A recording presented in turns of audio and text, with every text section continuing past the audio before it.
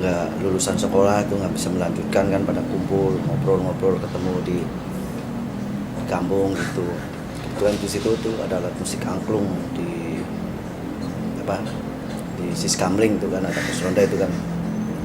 Dan tadinya itu ada angklung, beberapa alat musik angklung, saya mainkan tuh, ada juga ada bermacam-macam alat musik di Siskamling itu waktu itu pas menjelang bulan puasa gitu. Pada waktu menjelang puasa kita untuk acara membuka bangunin sahur itu kita rame-rame alat musik itu sambil irinkan dengan alat musik yang lainnya seperti paralon pakai karet ban gitu. Kemudian iramanya saya bikin gini, kelihatannya agak enak ini. Akhirnya saya kreatifin lagi berupa tambahin alat lagi, berupa alat musik lainnya kita gabungkan lagi. Dari segitu, dari kita ngumpulin keliling-keliling dari satu kampung, alhamdulillah penghasilannya juga lumayan. Akhirnya saya juga suka dengan musik ini, akhirnya saya tingkatkan, saya kembangkan, saya juga lestarikan tradisional musik angklung hingga sekarang ini. Modal dari saya ngamen keliling dari satu kampung saya, kampung Cilacap sampai Gombong, Kutoarjo, Jogja, Solo, Tasik, Bandung, Jakarta, Tangerang, hingga saya kembangkan berupa alat musik yang lebih layak untuk kita kenali bahwa musik angklung itu emang benar-benar di masyarakat banyak yang suka.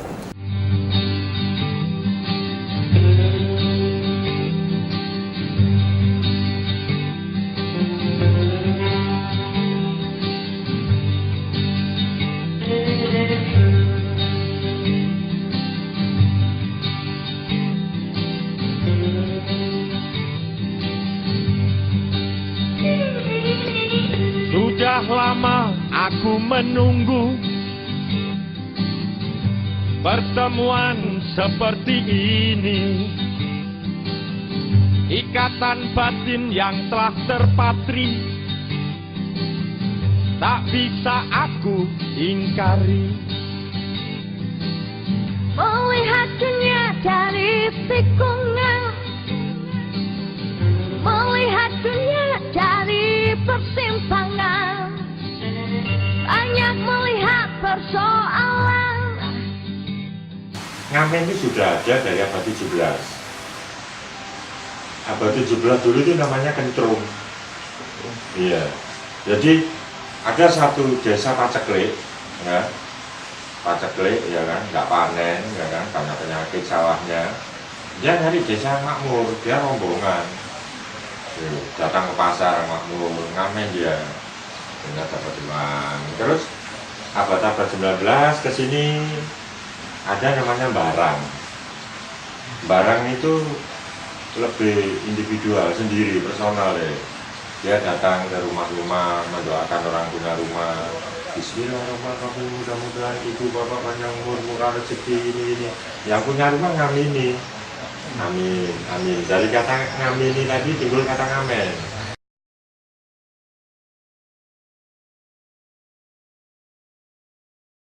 Ya kalau menurut saya pengamen itu ya juga seniman, juga kadang-kadang kalau dikira dari segi orang sendiri, kadang-kadang pengamen itu ada yang ya namanya kita kadang-kadang ada yang menjatuhkan senimannya sendiri, tergantung dari kita sendiri. Tujuannya kita seniman itu kan melestarikan kesenian kan gitu. Yang perlu kadang-kadang kalau pengamen itu tergantung di bentuk pengamennya itu ngamen apa gitu. Kita mengamen dengan kecil kan bukan seniman. Kalau seniman itu seperti misalkan kita main gitar dengan satu lagu, dengan satu melodinya sampai full, itu baru saya seniman gitu. Kalau yang mungkin hanya sekedar itu, menurut saya itu bukan seniman. Dia cuman ingin mendapatkan sesuap nasi dengan beberapa cara kayak gitu. Kalau yang seniman itu misalkan memainkan nada, tahu nada do, re, mi, udah tahu dari satu lagu itu full sama melodi sama itu yang namanya seniman. Jadi maksud aku soal dikotomi sebenarnya pengamen sama seniman itu sebenarnya soal nilai rasa aja tuh, dan soal tempat pemakaian di mana, itu maksud saya. Jadi sebenarnya itu ada orang yang setuju disebut pengamen, ada enggak. Nah, itu kan soal nilai rasa orang-orang kan. Iya. Tapi kalau pada dasarnya pengamen itu sama seniman itu adalah orang bekerja di bidang seni. Bekerja. Tapi beda juga lah, kalau pengamen ini seperti bukan bekerja, memanfaatkan sebenarnya dia. Memanfaatkan alat musik atau sesuatu yang tidak bekerja. Memanfaatkan dalam arti kurang sekedarnya aja. Kalau seniman tadi itu memang tanggung jawab. Dia melalui proses. Tapi yang penting adalah tanggung jawab. Dia ngerti nggak sama alat musik itu? Itu yang membedakannya. Ngerti nggak dia alat musik? Apa aja yang dimanfaatin alat musik cari duit?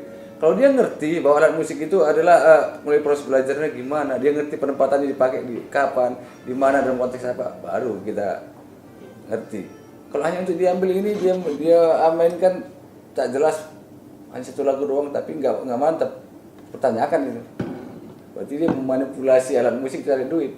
Kalau teman tadi itu nggak berproses, dia mau latihan dia untuk menghasilkan sesuatu, tanggung jawab. Itu maksudnya. Itu kan kita lihat dari antara ruang sama waktu. Kalau kita nggak punya ruang, nggak punya tempat, berarti kita kan tidak bisa berkarya di situ. Mungkin itu pengaruh pemerintah, harusnya dibikin satu tempat di mana orang bisa berkarya di situ, seperti taman-taman lah misalnya. Orang bisa bebas di situ mau berseni atau mau bertunjukkan kebolehannya boleh. Jadi memang soal tadi ruang sama waktu tadi itu satu sisi. Yang sisi kedua adalah tadi itu memang ekonomi, itu nggak bisa lari, nggak bisa kita hindari. Memang dia sengaja berkeliling mau cari duit, itu udah pasti. Jadi yang jelas satu, ada ruang untuk berapresiasi, itu harus ada ruang dan waktu. Orang itu punya waktu untuk berkarya. Kalau yang pengamen tadi itu dia karena dia punya waktu banyak, ya dia bisa keliling kemana-mana dengan kemampuan yang seadanya aja kita bilang. Jadi ada perbedaan karakter pengamen dulu nih ya yang aku ceritain. Kalau bicara di Indonesia, saya lebih cenderung pengamen itu datang dari persoalan sosial ketimbang dari persoalan musikal. Ya, sosial kenapa? Pada dasarnya kalau kamu bikin survei, coba aja ambil survei di 400 responden misalnya, ya tergantung sampling lot yang validnya berapa gitu ya. Nanti saya sih percayanya bahwa akan terjadi satu kesimpulan bahwa mereka mencari nafkah lebih dari mencari jati diri. Kecuali Iwan Fals pada zaman saya dulu, saya di Kompleks Kikai Tolong Bandung, ada seorang Iwan Fals dulu yang mengamen bukan minta duit, cuman memang karena dia senang aja. Dan kita juga tahu dari mainnya dan lagunya, kritik sosial dan lain-lain, dia dari rumah ke rumah di komplek kita itu menggambarkan bahwa dia nggak sekedar cari duit gitu, bahkan mungkin malah kita curiga bahwa ini sebenarnya nggak cari duit nih gitu. Dan benar ketika dia sebenarnya juga datang dari orang yang cukup berada, bukan dari orang yang kekurangan ya. Tapi ketika kita melihat yang di jalanan, di lampu merah, di bis, di mana datang ke tempat makan dan sebagainya, itu lebih banyak dari faktor sosial kalau menurut aku ya, menurut aku sosial dan ekonomi pada umumnya. Gejala yang paling gampang misalnya gini, kamu perhatiin kalau ada dua orang ngamen ya, yang satu pakai gitar nyanyi, yang satu cuma tepuk-tepuk gitu. Tapi yang terima duit yang tepuk-tepuk dong, ya kan? Sehingga tidak ada hubungan antara nilai effort, ability dari person dan uang itu sendiri gitu. Tapi apa yang terjadi di Jogja beda lagi. Itu untuk saya agak tingkat satu level. Dia memang sama-sama cari duit juga, tapi dia tetap mempertahankan kualitas dari tampilannya. Grupnya bisa ada 7 orang pakai bass betot gini ya, dan pakai drum dan lain-lain lengkap gitu. Apakah ada yang di depannya batik terang bulan kalau malam itu mangkal di situ. Lalu di sepanjang Malioboro itu sekarang all season, nggak lihat high season atau tidak, itu ada satu grup pakai bambu angklung ya, kolintang gitu, dan itu juga bagus sekali. Terus ada satu grup reggae pojok situ, terus yang di ujung sana juga masih ada satu grup lagi gitu. Dan semua mereka menampilkan sesuatu yang untuk kita bisa didengar gitu. Sehingga kalau saya ngasih duit 200.000 pun untuk saya lega gitu. Karena dia memberikan hiburan sama kita sesungguhnya, bukan alasan karena ya udahlah nyanyi ngaco, nyanyi Inggris, ngomongnya ngaco. Ya, gitu nggak jelas gitu. Lagu juga nggak kepuguhan, tapi kan harus kasih duit. Berarti kita juga nggak rela ngasih duit 1.000, 2.000, 5.000 pun karena ya sudahlah kasih. Gitu. Kalau bisa kadang-kadang cepat-cepat pergi gitu, karena mengganggu akhirnya.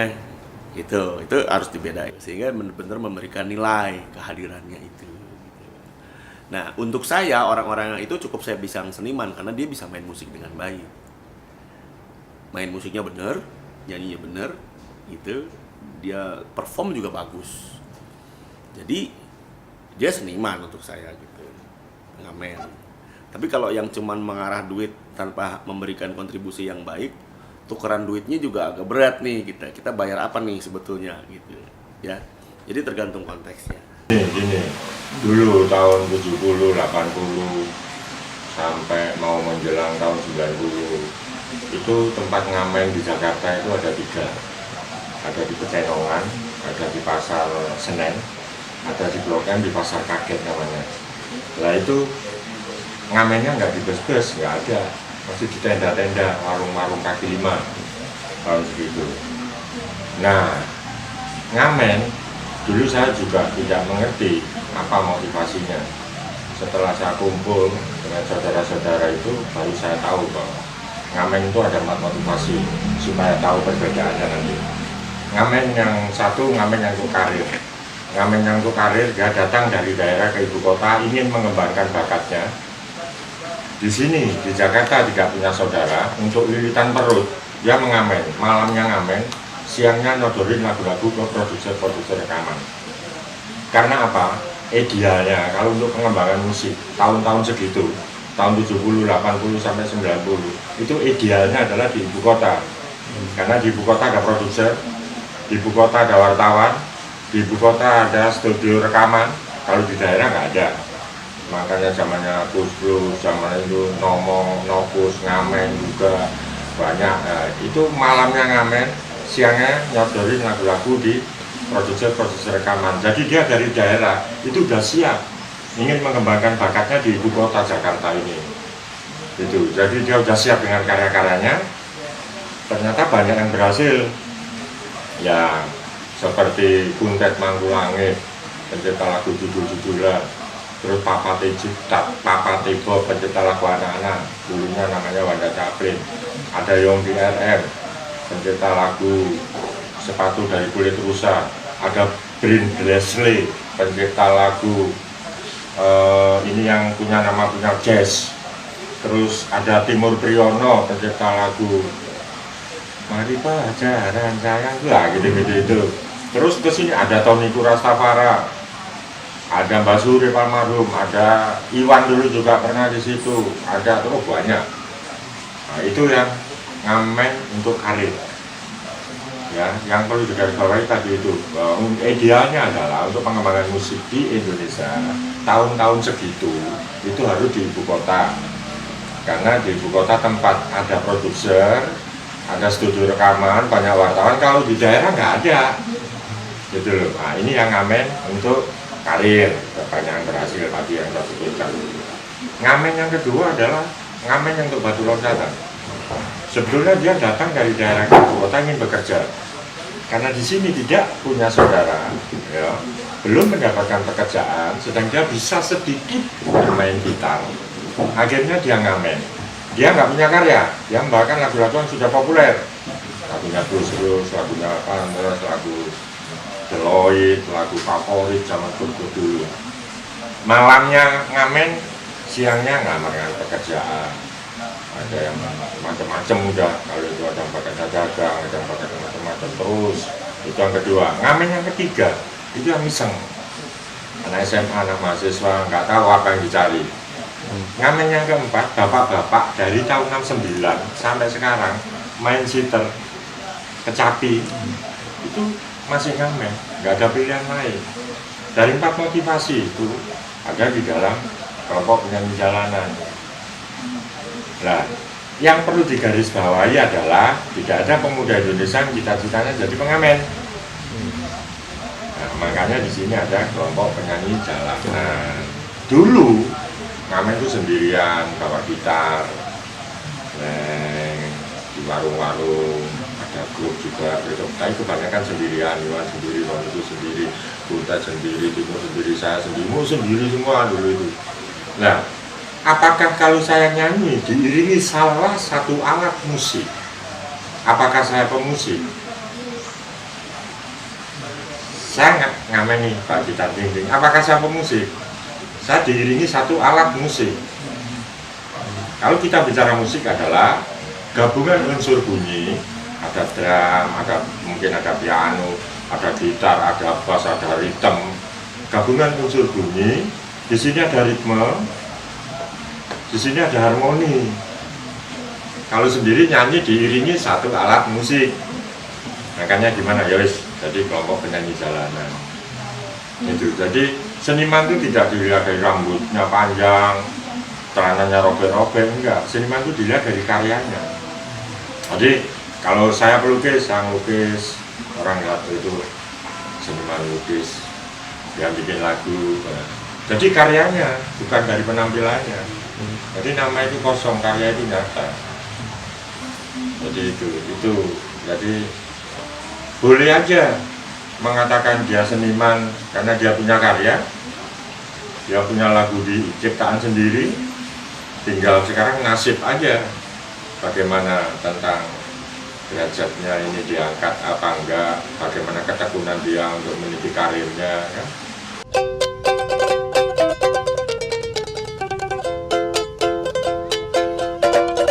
Bukan lautan hanya kolam susah, Indonesia selalu banyak masalah.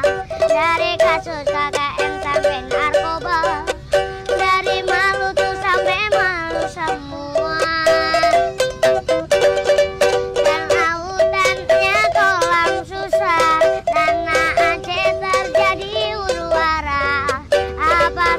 Sebab kenapa katanya rakyat Aceh minta merdeka.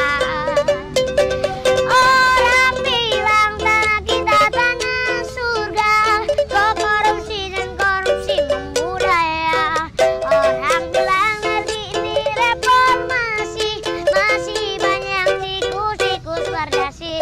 Ini salah siapa, ini dosa siapa? Anda nggak bisa jawab, kami pegawai kepala. Coba Anda tanyakan sama tukang tekotak, apa itu tekotak teknologi bodoh dan botak.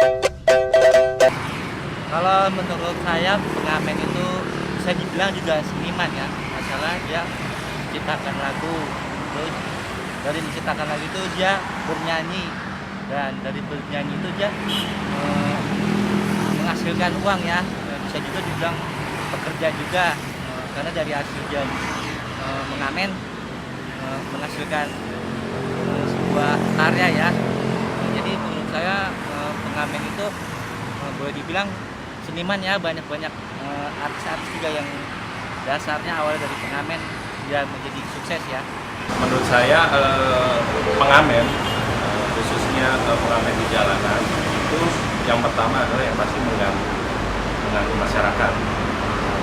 Kalau dilihat dari segi seni, semua kehidupan ini mempunyai nilai seni. Nah, bagaimana kita menempatkan seni itu untuk memberikan kenyamanan kepada orang lain, bukan mengganggu orang lain. Misalnya punya bakat musik, kita harus mempunyai wadah di mana musik itu bisa kita ekspresikan di tempat yang benar. Misalnya di taman jajan, kemudian di restoran, sehingga orang melihat bermain musik itu mempunyai nilai lebih dan selalu dihargai oleh masyarakat.